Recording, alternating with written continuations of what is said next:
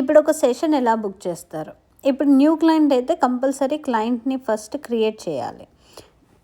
క్లయింట్ని create చేసిన తర్వాతనే sessions book చేయొచ్చు. క్లయింట్ని క్రియేట్ చేసిన తర్వాత మీరు సెషన్స్లోకి వెళ్తారు. ఇప్పుడు ఎగ్జిస్టింగ్ క్లయింట్ అనుకోండి, వాళ్ళకి ఏంటి డైరెక్ట్ సెషన్స్లోకి వెళ్తారు. సెషన్స్లోకి వెళ్ళినప్పుడు బుక్ సెషన్ అని క్లిక్ చేస్తే మీ క్లయింట్ని సెర్చ్ చేయాలి. అగైన్ నేను హరి అని సెర్చ్ చేశాను అనుకోండి, ఆ పర్సన్ ఇక్కడ ఉన్నారు. ఏ పేమెంట్ మెథడ్లో తీసుకుంటున్నారు అంటే స్టాండర్డ్ మెంబర్షిప్లో ఉన్నారా, ఆల్రెడీ పేమెంట్ చేశారా లేదా అన్నది మీకు ఇక్కడ తెలుస్తుంది. మెంబర్షిప్ 10 సెషన్స్లో ఉన్నారు.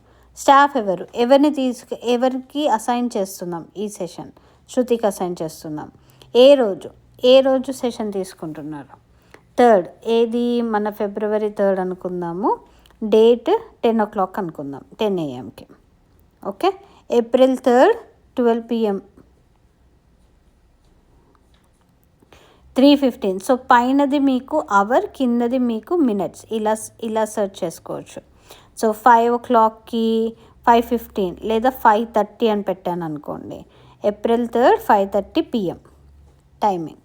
ఇక్కడ నోట్స్లో రాయండి, లేట్ వస్తారు, లేదు కంపల్సరీ రిమైండ్ చేయాలి